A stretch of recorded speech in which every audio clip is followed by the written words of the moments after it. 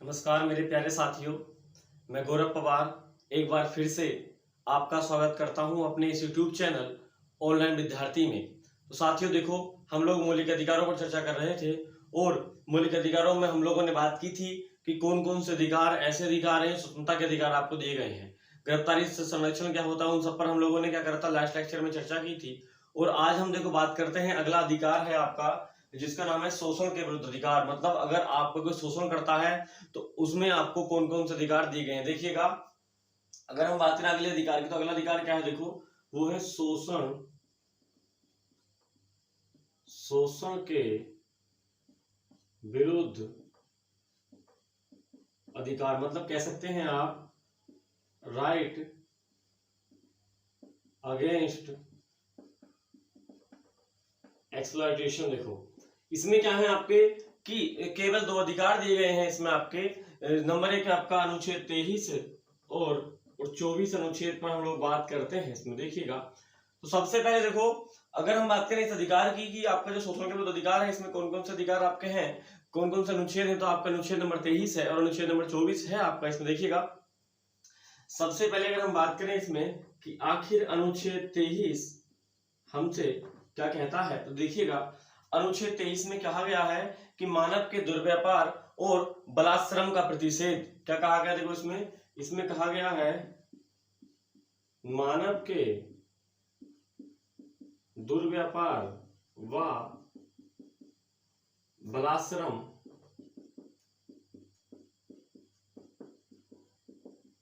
देखो भाई, इसका मतलब क्या है दुर्व्यापार का मतलब। देखो कि जैसे मैंने कहा आपसे इसमें कि भाई आपको क्या होगा, दास प्रथा, जैसे क्या दास बनाकर बेच देते थे, दास प्रथा नहीं हो सकती है। ठीक, क्या होगा, मानव का क्या होगा भाई, मानव का क्रय विक्रय नहीं होगा। क्या होगा, मानव का क्रय विक्रय मानव का नहीं होगा। ठीक, उसके अलावा तो इसमें क्या है, अगली बात अगर हम करें कि इसमें इसी का मतलब अगली बात करें अगर हम इसमें, देखिए क्या क्या है कि अगली चीज है कि बेगार आपसे कोई नहीं ले सकता। बेगार का मतलब होता है कि आपको बिना पैसे किए आपसे कोई बेगार करवाता है। ठीक है, जैसे मान के चलो आप गांव में हो और मान के चलो गांव में कोई क्या है कि भाई कोई अपराधी किस्म का व्यक्ति है या कोई और व्यक्ति है जो ताकतवर है, वो आपसे कहता है कि इधर आइएगा और ये अगर मेरा सामान यहाँ से बाल्टी भर के ला और इसको बाल्टी उठाकर मेरे घर में रख, तो क्या हो गया, बेगार हुई कि नहीं हुई आपसे। बेगार का मतलब होता है कि बिना पैसे के आपसे कोई काम करवाना। ठीक, देखो उसके बाद क्या है इसमें अगली बात अगर हम करें, बलाश्रम का मतलब होता है, बलाश्रम का मतलब होता है कि आपसे जबरदस्ती श्रम कराना। क्या मतलब हुआ इसका कि बल लगाकर श्रम का मतलब होता है कि जबरदस्ती श्रम करवाना। जैसे मैंने अभी कहा आपसे कि कहा कि जरूरत क्या, आपने क्या कहा, किसी से कहा कि ये अगर ऐसा काम नहीं करेगा तो क्या करूंगा, तुझको मैं जान से मार दूंगा। इसका मतलब क्या हुआ, वहां पर आपने बल लगाकर उस व्यक्ति से आपने कार्य करवाया। बात समझ में आएगी कि नहीं आपके यहाँ। देखो अगर हम बात करें इसके अलावा कि आखिर एक शब्द मैंने कहा बेगार की, ये काम मतलब ऐसा हो सकता है कि अगर आप कोई कार्य राष्ट्र सेवा के लिए कर रहे हो, क्या कर रहे हो आप कार्य, कोई क्या कर रहे हो, अपवाद में क्या होगा इसका, अपवाद ये है कि अगर आप क्या कार्य कर रहे हो, आप कार्य कर रहे हो कोई देश सेवा के लिए, तो वो क्या होगा, वो बेगार में नहीं आएगा।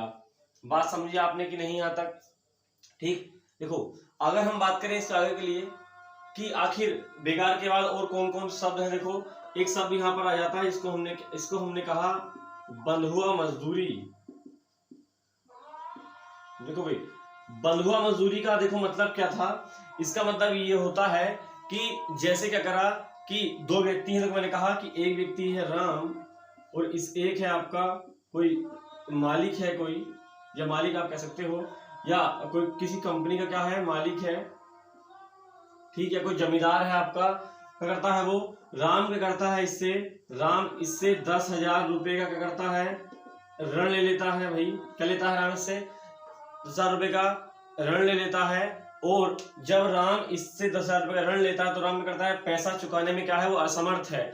तो ये जो मालिक है, मतलब किसी फैक्ट्री का मालिक ये कहता है इससे, ये कहता है कि आपने मुझसे 10,000 रुपए लिए हैं, आपको क्या करना है, आपको इस 10,000 के बदले क्या करनी है कि जब तक ऋण नहीं चुकेगा तब तक आपको मेरे यहाँ मजदूरी करनी है। मतलब क्या हुआ कि ऋण चुकाने के लिए मजदूरी, क्या कहा मैंने आपसे, ऋण चुकाने के लिए मजदूरी, ये बात आप यहां समझ सकते हैं। क्या कहा मैंने आपसे कि ऋण चुकाने के लिए क्या होगी, मजदूरी अगर आपसे कराई जाए, इसका मतलब क्या हो गया, वो कहलाती है बंधुआ मजदूरी। ये भी क्या है, आपकी निषेध है।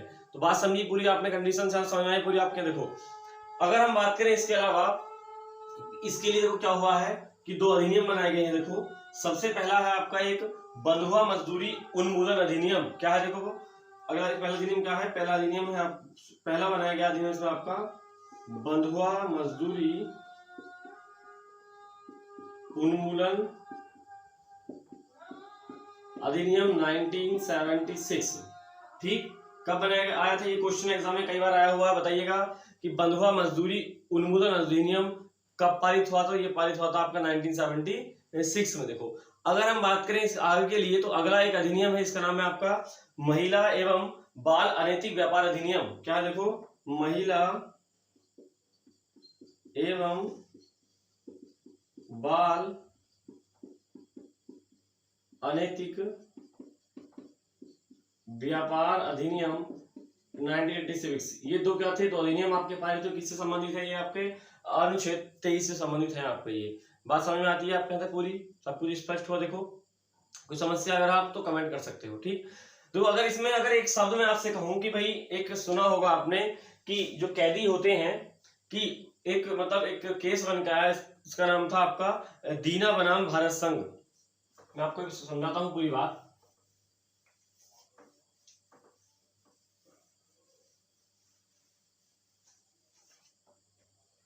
तो क्या था, ये केस था आपका दीना बनाम भारत संघ 1983। तो इसमें क्या कहा गया, इसमें कहा गया कि जो जेल में क्या होते हैं, कैदियों को क्या हो, कैदियों को कार्य के लिए, काम करने के लिए क्या मिले, उचित वेतन मिले। क्या मिले कैदियों को, कैदी जो जेल में, जेल में क्या होता है, जेल में कैदी ना काम करते हैं, तो जब काम करते हैं तो होता क्या है कि उनको उसके बदले कुछ मतलब क्या कहा गया कि जो काम वहां कराते हैं उनसे आप, उनको मतलब उचित का मतलब होता है कि एक ऐसी राशि दे जो उनके लिए मतलब पर्याप्त हो।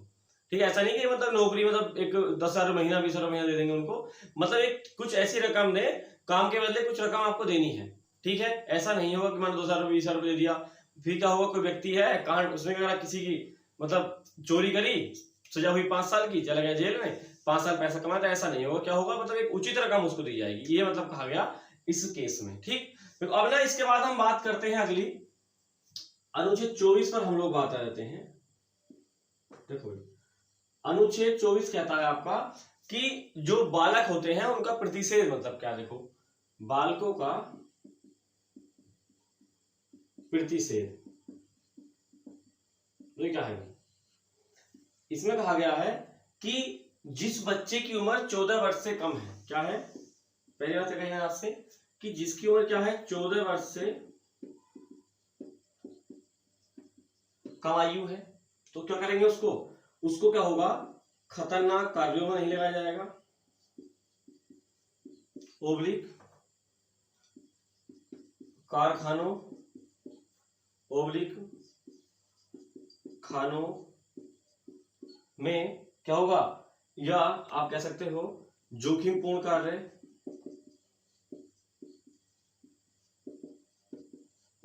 क्या होगा में निषेध। मतलब क्या होगा कि अगर कोई बच्चा है, क्या करेंगे उसको, आप किसी फैक्ट्री में काम नहीं कराएंगे जिसकी उम्र 14 वर्ष से कम है।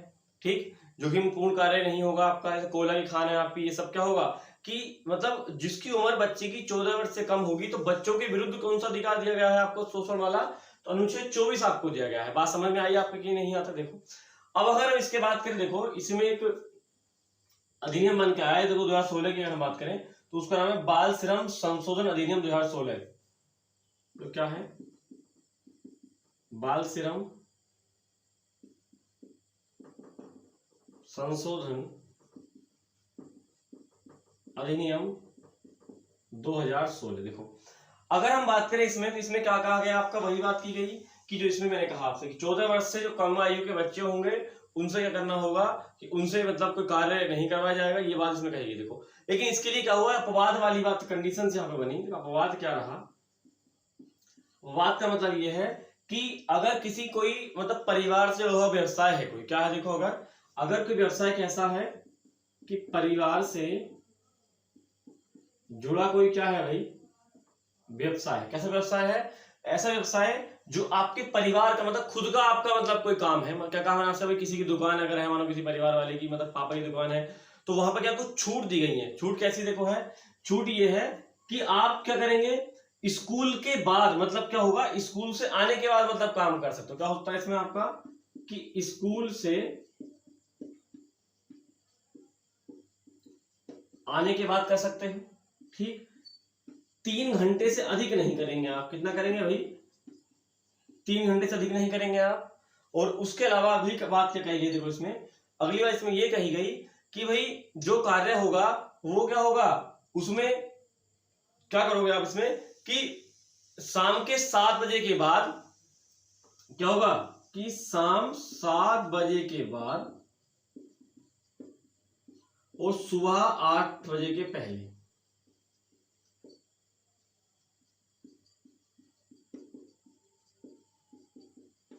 नहीं कराया जाएगा। क्या होगा, मतलब रात में काम आप नहीं करोगे, रात को शाम को 7 बजे से लेकर सुबह 8 बजे तक क्या होगा, आप बच्चों से काम नहीं करवाएंगे। और उसके अलावा क्या होगा कि 3 घंटे केवल काम करवा सकते हैं। कब करवा सकते हैं, उससे स्कूल से आने के बाद ऐसा काम आप करवा सकते हो। ये कब की बात थी, जो आपका ये अधिनियम आपका मतलब 2016 में, ठीक। देखो ये अधिनियम आपका है, ये संगठित आपका ओब्लिक असंगठित दोनों क्षेत्रों पर लागू है,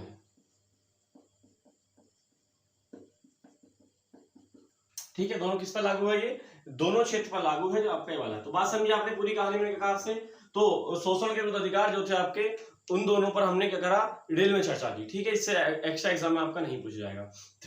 देखो अब इसके बाद हम लोग बात करते हैं आगे,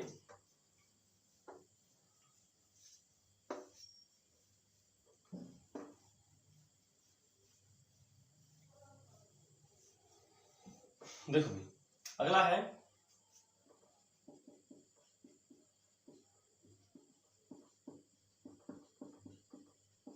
धार्मिक स्वतंत्रता का अधिकार, क्या कहना है इससे, right to freedom for religion. देखिएगा, राइट टू फ्रीडम ऑफ, देखो अगर हम बात करें इसकी, तो ये अधिकार है आपके, वो क्या है, अनुच्छेद 25 से लेकर 28 तक दिए गए हैं, ठीक। उसके अलावा ये क्या है, नागरिक व विदेशी क्या है, दोनों को क्या है भाई ये प्राप्त है, ठीक। देखो इसमें अगर हम बात करें तो सबसे पहले आपने एक शब्द सुना होगा, जब प्रस्तावना आप लोग पढ़ते हैं तो प्रस्तावना में आपने 5 प्रकार की स्वतंत्रता थी, कितने, देखो मैं आपको लिख देता हूं, वहां पर था विश्वास, धर्म, उपासना, क्या था, विश्वास, धर्म, उपासना, अभिव्यक्ति, और क्या था भाई इसमें, देखो क्या स्वतंत्रता थी आपकी, विश्वास, धर्म, उपासना, अभिव्यक्ति, और क्या थी आपकी इसमें, विचार की स्वतंत्रता थी। कैसी स्वतंत्रता थी आपकी, 5 तरह की स्वतंत्रता। धर्म की स्वतंत्रता कहाँ दी गई है, तो किसमें भी थी आपकी, ये आप कह सकते हो कहाँ थी ये, कि प्रस्तावना में भी ऐसा कहा गया है कि हमको क्या दी गई है, हमको धर्म की स्वतंत्रता दी गई है, ठीक। उसके अलावा देखो अगली बात आपने देखी होगी, इसमें एक शब्द जुड़ा है प्रस्तावना में, जिसका नाम है आपका पंथ निरपेक्ष। देखो अगर हम बात करें पंथ निरपेक्ष की, तो ये पंथ निरपेक्ष क्या था, आपको मैंने पढ़ाया होगा प्रस्तावना में कि ये जुड़ा था आपका 42वां संविधान संशोधन 1976 द्वारा, ठीक। बात समझ में आई आपको पूरी यहां तक। देखो पंथ निरपेक्ष का मतलब होता है कि राज्य का कोई धर्म नहीं हो, क्या होगा भी, राज्य का कोई धर्म नहीं होगा, क्या होगा, जो राज्य है क्या होगा, कोई धर्म नहीं होगा, और सभी धर्मों के प्रति समान व्यवहार रहेगा। क्या होगा कि जितने भी धर्म क्या होंगे, सभी धर्मों के प्रति क्या होगा, सभी धर्मों के प्रति क्या रहेगा भाई, सभी धर्मों के प्रति कैसा व्यवहार रहेगा आपका, समान व्यवहार रहेगा। ऐसा नहीं है कि हिंदुओं के लिए ज्यादा पैसा देंगे और मुस्लिमों के लिए कम पैसा देंगे। तो क्या होगा, सबके लिए समान मतलब जो पैसा होगा वो सबको समान मतलब बराबर दिया जाएगा। बात समझ में आती है आपके पूरे? यहाँ तक कोई समस्या नहीं है आपको? सब कुछ समझ में अच्छे तरीके से आ रहा है आपकी, कोई दिक्कत नहीं है आपको? ठीक है, देखो अब हम ना आगे की तरफ बढ़ते हैं। अब बात कर लेते हैं इसके अनुच्छेदों पर। सबसे पहले अनुच्छेद 25 पर हम लोग चर्चा करते हैं, सबसे इंपॉर्टेंट भी है।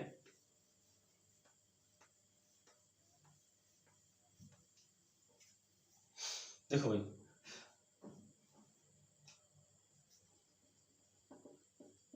अनुच्छेद 25 कहता है हमसे कि इसमें कहा गया आपसे अंतःकरण की स्वतंत्रता।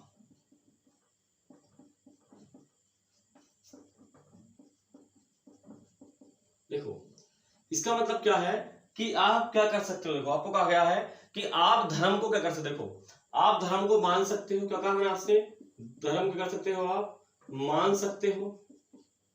क्या कर सकते हो? आपसे मान सकते हो, आचरण कर सकते हो, अभी मैं समझाऊंगा आपको। और आचरण के बाद आप उसमें क्या कर सकते हो, प्रचार उसका कर सकते हो। मानने का मतलब है कि आप उसमें क्या कर सकते हो, आस्था रख सकते हो जिस धर्म में आपका मन करे, आप विश्वास रख सकते हो जो धर्म आपको पसंद हो। ठीक। आचरण का मतलब होता है कि जैसे आपने क्या कहा कि आप कोई कर्मकांड कर सकते हो। क्या कर सकते हो आप? जैसे आपका हवन पूजन है, क्या कर सकते हो? कर्मकांड का मतलब हो गया हवन पूजन, या मुस्लिमों में मतलब बहुत सारी चीजें होती हैं, तो वो सब क्या करते हो आप, मतलब कि ऐसा काम कर सकते हो। ठीक है। और क्या कर सकते हो आप? अगला काम क्या होगा? अगला काम ये होगा कि आप अपने धर्म का प्रचार मतलब कर सकते हो। ठीक है। देखो इसके लिए क्या होगा, मतलब ऐसा काम कर सकते हो आप। ये तीन चीजें आप जब कर सकते हो जब आपको क्या होगा कि इसमें क्या हो कि लोक व्यवस्था बनी रहे, तो लोक व्यवस्था भंग ना हो। ठीक। सदाचार का ध्यान रखा जाए, या जिसे आप कह देते हो नैतिकता, और उसके बाद स्वास्थ्य का ध्यान रखा जाए। बात समझिए आपने क्या हुआ? तीन शब्द आपको याद करने हैं अनुच्छेद 25 में, मानना, आचरण करना और प्रचार करना। किन के उसके में है, मतलब क्या लिमिटेशंस क्या रहेंगी? लिमिटेशंस रहेंगी, लोक व्यवस्था खराब ना हो, सदाचार नैतिकता का ध्यान रखा जाए और स्वास्थ्य का ध्यान इसमें रखा जाए। ठीक। बात समझ में आती है कि बोले यहाँ तक? देखो अब इसके लिए अगर हम बात करें भाई, इसमें क्या कहा गया देखो कि और क्या चीजें हैं। देखो इसमें एक शब्द अनुच्छेद 25 में कहा गया है कि हिंदू शब्द एक इसमें प्रयोग हुआ है। देखो क्या हुआ है इसमें, जो हिंदू शब्द है इसका देखो इसमें कौन कौन से मतलब वो आते हैं। तो ये क्वेश्चन एग्जाम आया हुआ भी है। तो हिंदू शब्द में जो आते हैं आपके, वो आते हैं बौद्ध, जैन और सिख। कौन कौन आते हैं? देखो बौद्ध, जैन और सिख आते हैं। ठीक। अगली बात इसमें कहा गया है, अगली मतलब बात कही है इसमें कि जो सिख लोग होते हैं, क्या होते हैं, जो सिख लोग होते हैं उनको क्या होगा, कृपाण धारण करना। क्या होगा? सिखों को क्या है भाई, सिखों को कृपाण धारण करना व लेकर चलना उनका अधिकार है। क्या है भाई? उनको दी गई स्वतंत्रता किसकी, कि जो सिख लोग होंगे क्या कर सकते हैं, वो कृपाण के अलावा मतलब और भी चीजें जैसे हैं, कंगा है, कच्छा है, ये सब चीजें क्या होंगी आपके लिए, जो मतलब सिख लोग होंगे क्या कर सकते हैं, उनको दी गई है छूट, जो आपको ये कृपाण धारण वाली छूट है। तो बात समझ में आती है आपके पूरी हद तक? कोई समस्या नहीं? पूरी की पूरी अनुच्छेद 25 आपने पढ़ा ध्यान से। ठीक है। अब हम बात करते हैं अनुच्छेद 26 पर। हम देखो आते हैं। देखो भाई अनुच्छेद 26 क्या कहता है, देखो इसमें आप समझते हैं, कुछ ज्यादा नहीं।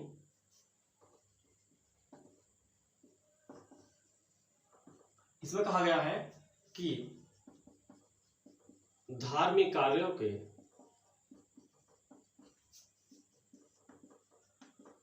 प्रबंध की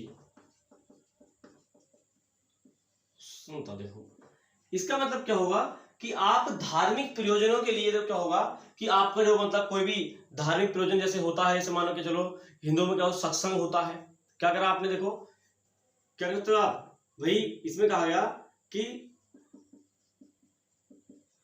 धार्मिक प्रयोजन के लिए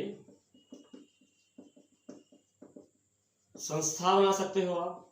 ठीक है। किस तो संस्था बना सकते हो आप, या उसके लिए कोई अलग से व्यवस्था कर सकते हो।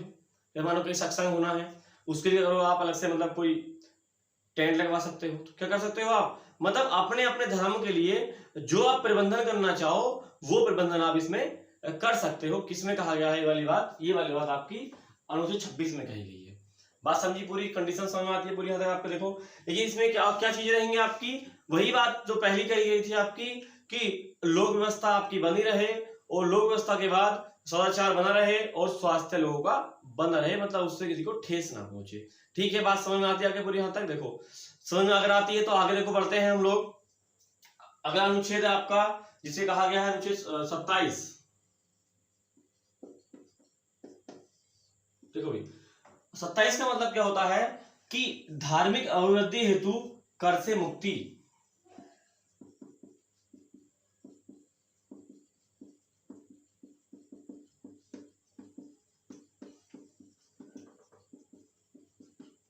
क्या देखो मतलब कि अगर जैसे मान के चलो कि ऐसा नहीं होगा कि अगर आप अपने धर्म की मतलब वृद्धि करना चाहते हो, अपने धर्म को बढ़ावा देना चाहते हो, उसके लिए क्या करो, लोगों पर कर लगाओ। तो कर आप उसमें नहीं लगा सकते। मतलब क्या होगा देखो इसमें कि धार्मिक कर नहीं लगाया जाएगा।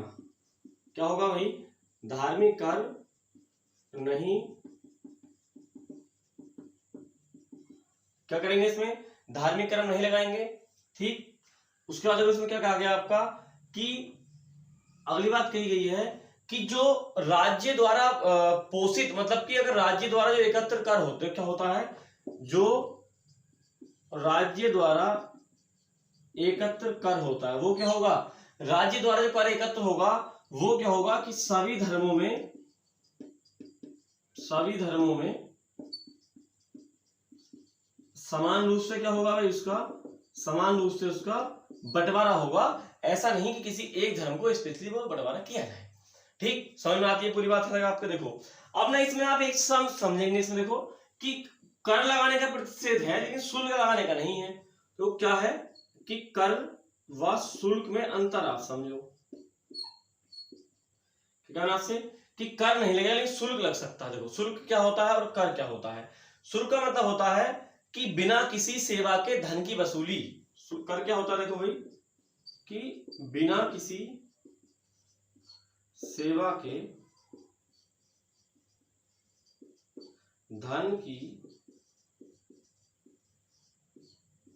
कर क्या होता है, कर का मतलब होता है कि बिना किसी सेवा के धन की, मतलब आपने अगर आपने कोई सेवा आप नहीं दे रहे हो और आप बिना बात के धन ले रहे हो। बात समझ में आती है पूरी बात आपके यहां तक। देखो शुल्क का मतलब क्या होता है, शुल्क का मतलब ये होता है कि सेवा के बदले दिया जाने वाला धन। क्या है, सेवा के बदले दिया जाने वाला धन। मतलब कि अगर एग्जाम में क्वेश्चन आए कि शुल्क, अगर वहां शब्द आए तो शुल्क लगाने का प्रतिषेध नहीं है, केवल कर लगाने का प्रतिषेध है। कर का मतलब क्या होता है कि आपको कोई सेवा नहीं दी गई है और उसके बदले फिर भी आपसे क्या हुआ, धन आपसे ले जा रहा है। ठीक है, शुल्क क्या होता है कि उसके बदले आपको सेवा दी जाएगी और सेवा के बदले आपसे धन की वसूली की जाएगी। बात समझ में आई आपकी पूरी हद तक, कोई समस्या नहीं है आपको। अब हम अगर इतनी बात समझी आपने तो हम लोग अगला अनुच्छेद और अगला अनुच्छेद अंतिम अनुच्छेद है उस पर हम लोग चर्चा करते हैं। देखिएगा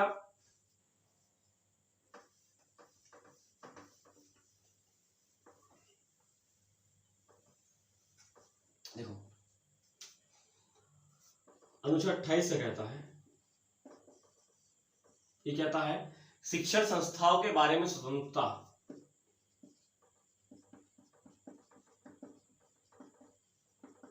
शिक्षण संस्थाओं के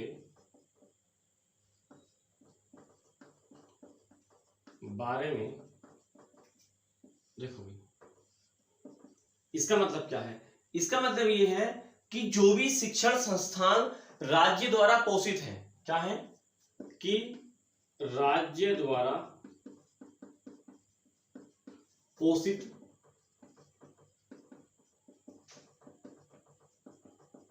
शिक्षण संस्थानों में क्या होगा, धार्मिक शिक्षा का प्रतिषेध है। क्या है भाई, धार्मिक शिक्षा क्या होगी, नहीं दी जाएगी।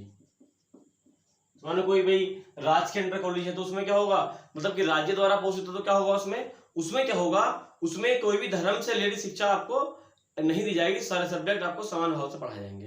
ठीक है, तो यहाँ पर ना एक चीज आप समझो, अपवाद क्या होगा।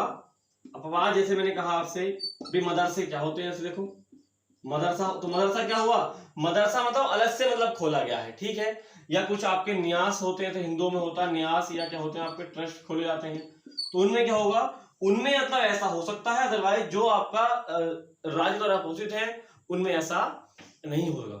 तो बात पूरी हुई यहाँ तक, कोई समस्या नहीं है आपको, ठीक है। तो आप शोषण के विरुद्ध अधिकार और धार्मिक स्वतंत्रता का अधिकार को ध्यान से अच्छे से पढ़ सकते हो। सारे के सारे क्वेश्चंस आपको यहीं से मिलेंगे, अलग से आपका कुछ नहीं आएगा, ठीक है। तो साथियों मिलते हैं नेक्स्ट वीडियो में। जय हिंद।